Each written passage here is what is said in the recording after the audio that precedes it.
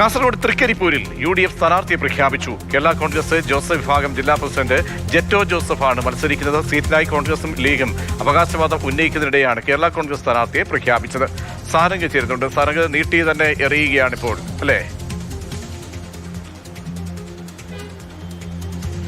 അതെ, ആ ഒരു രീതിയിലേക്ക് തന്നെയാണ് കാര്യങ്ങൾ പോയിക്കൊണ്ടിരിക്കുന്നത്. ജില്ലയിലെ കേരള കോൺഗ്രസിനെ സംബന്ധിച്ച് ഏറ്റവും പ്രധാനപ്പെട്ട നേതാക്കളിൽ ഒരാളാണ് ജെറ്റോ ജോസഫ്. അദ്ദേഹത്തിന്റെ സ്ഥാനാർത്ഥിത്വം പ്രഖ്യാപിക്കുന്ന രീതിയിലേക്ക് കാര്യങ്ങൾ മാറുന്നു. കഴിഞ്ഞ തവണയും കേരള കോൺഗ്രസ് ജെക്ക് തന്നെയാണ് ഈ രീതിയിൽ തൃക്കരിപ്പൂർ സീറ്റ് ലഭിച്ചിരുന്നത്. എന്നാൽ ഇത്തവണ ജയസാധ്യത കൂടി മുന്നിൽ കണ്ടുകൊണ്ട് കോൺഗ്രസോ അല്ലെങ്കിൽ മുസ്ലിം ലീഗോ സീറ്റ് ഏറ്റെടുത്തേക്കുമെന്നുള്ള അഭ്യൂഹങ്ങൾ ഉയർന്നിരുന്നു. അതിനിടെ DCC പ്രസിഡന്റ് അടക്കമുള്ള ആളുകൾ അവിടെ മത്സരിക്കാൻ സന്നദ്ധരാണ് എന്നുള്ള രീതിയിലുള്ള പ്രതികരണങ്ങളൊക്കെ തന്നെ നടത്തിയിരുന്നു. യൂത്ത് കോൺഗ്രസിന്റെ ഭാഗത്ത് നിന്ന് കോൺഗ്രസ് സീറ്റ് ഏറ്റെടുക്കണമെന്നുള്ള രീതിയിലുള്ള വലിയ പ്രതിഷേധ പരിപാടികളൊക്കെ തന്നെ നടക്കുന്നതിനിടയിലാണ് ഇപ്പോൾ കേരള കോൺഗ്രസ് ഒരു മുഴം മുന്നേ എറിഞ്ഞിരിക്കുന്നത്. ജില്ലാ ഭാരവാഹികൾ തന്നെ ഈ രീതിയിൽ ജെറ്റോ ജോസഫ് സ്ഥാനാർത്ഥിയാവുമെന്നുള്ള ഒരു പരസ്യ പ്രഖ്യാപനം നടത്തുന്നു.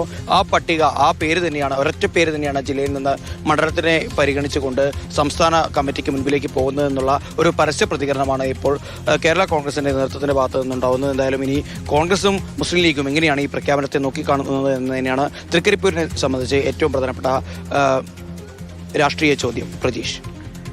ശരി സാരംഗ്, കേരള കോൺഗ്രസ് അങ്ങനെ തൃക്കരിപ്പൂരിൽ ജില്ലാ പ്രസിഡന്റ് ജെറ്റോ ജോസഫിന്റെ പേര് നിർദ്ദേശിച്ച് രംഗത്ത് ഇറങ്ങുകയാണ് അല്പം നേരത്തെ.